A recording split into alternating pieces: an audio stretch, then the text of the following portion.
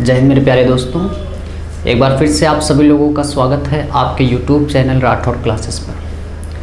मेरे प्यारे बच्चों, इसकी पिछली 2 वीडियो में हम लोगों ने प्रतिस्थापन विधि और विलोपन विधि को पूरी तरह से कंप्लीट किया है।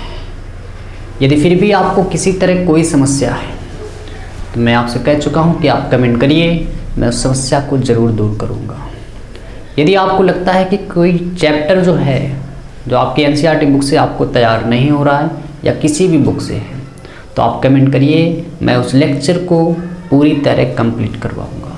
उस बुक का हर एक सवाल मैं आपको बताऊंगा, है ना। यदि आपको लगता है तो ज़रूर कमेंट करिएगा। आइए आज सीखते हैं हम लोग वज्र गुणनखंड विधि। मेरे प्यारे बच्चों, इन 3 विधियों को हम लोगों ने पढ़ा है। पहला प्रतिस्थापन विधि, दूसरा विलोपन विधि और आज पढ़ने वाले हैं वज्र गुणनखंड विधि।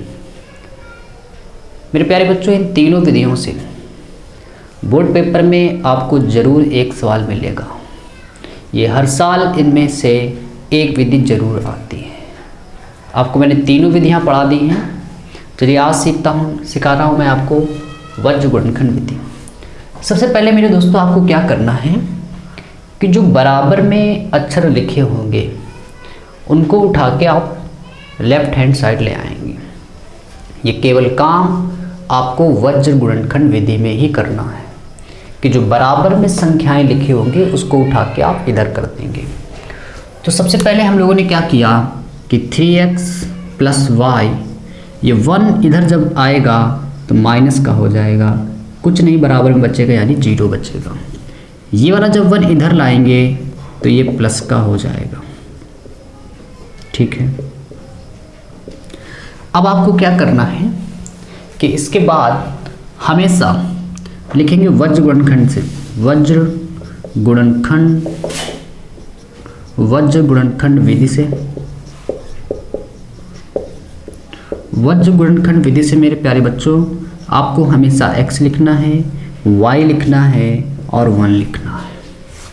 x लिखना है, y लिखना है और 1 लिखना है। x y 1, हमेशा x y 1 ही लिखना है।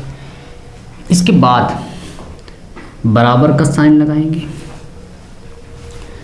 अब क्या करना है आपको कि अगर हम x की वैल्यू निकाल रहे हैं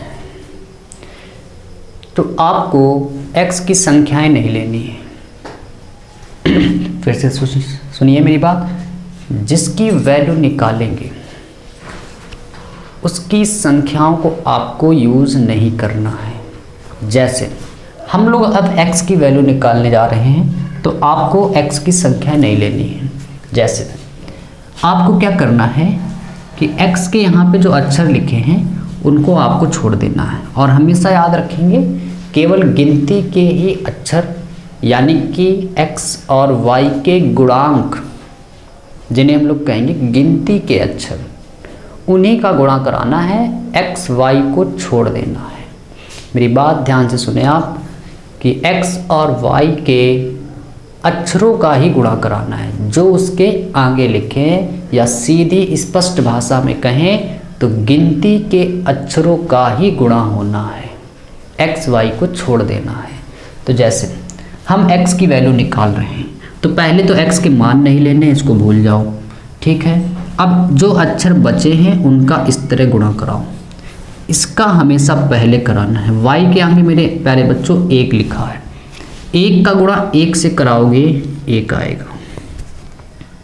फिर बीच में हमेशा आपको जब इसका गुणा हो जाए हमेशा लगाना है माइनस, हमेशा लगाना है बीच में माइनस, पहले माइनस लगा लेना है। अब इसका गुणा कराओ, 1 लिखा है और ये 1 लिखा है, 1 का गुणा 1 से कराओगे 1, और ये प्लस माइनस लिखा यानी प्लस माइनस में माइनस आ जाएगा, माइनस का 1 जैसे ही रखोगे आप प्लस का 1 आ जाएगा। यहाँ तक आ गया है। चलिए एक बार फिर से समझाता हूँ, इसको रफ कर देता हूँ। ठीक है, फिर से सुनिएगा मेरी बात। जैसे मैं x की वैल्यू निकाल रहा हूँ तो आपको x के अक्षर यूज़ नहीं करने हैं, तो आप इन अक्षरों को भूल जाओ। जो ये 4 बच्चे हैं इनका गुणा करा रहे हैं, अब इसका गुणा पहले इधर कराना है और गिनती के अक्षर ही लेने हैं। y के आगे गिनती का अक्षर 1 है, 1 का गुणा 1 से कराओगे 1। अब जब इसका गुणा कराने जाओगे तो पहले ही माइनस लगा लेना आपको। यहाँ पे गिनती का अक्षर क्या है, एक, एक का गुणा एक से कराओगे एक, और कैसा एक आएगा, माइनस का। जैसे ही माइनस का एक रखोगे यहाँ पे हो जाएगा 1, है ना। अब y का निकालते हैं। अब y का मान निकालने से पहले आपको हमेशा याद रखना उसके आगे माइनस ही लगाना है, माइनस लगा लेना है, इसके बाद गुणा, और ब्रैकेट में ही लिखना हमेशा। अब y के वैल्यू निकाल रहे हैं तो y के अक्षर भूल जाने हैं, है ना। एक प्रकार से आप सोचो कि यहाँ पे इतना ये कुछ नहीं लिखा है, ये बिल्कुल हटा हुआ है ना। तो इसके अक्षर भूल जाओ। एक का गुणा कराना है 3 से, 3 आएगा, बीच में लगाना है माइनस।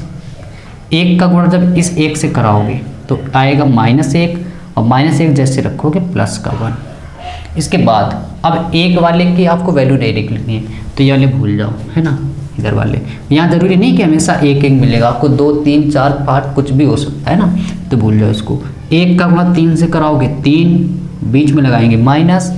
इसका जब गुणा इधर से कराओगे तो एक का गुणा 1 से 1, ठीक है। चलिए अब इसको क्या करना है, आपको हल कर लेना है। तो x/1 मेरे प्यारे दोस्तों 2 बराबर, ऊपर y लिखा है, अपॉन 3 में 1 ऐड कर दे -4 बराबर 1, और 3 में 1 जाएगा 2 बचेगा। जैसे ही आप इतना काम कर लें, आप देख रहे हैं मेरे प्यारे बच्चों ये तीनों आपस में बराबर है। इसके बाद आपको हमेशा करना है पहले वाले को लास्ट के बराबर करना है, फिर इसको बराबर कर देना है। कैसे बराबर करना है, इस वाले को लास्ट के बराबर करना है, फिर इस वाले को इसके बराबर करना है। तो जैसे पहला इसको ले लो, तो x/2 किसके बराबर होगा, 1/2 के।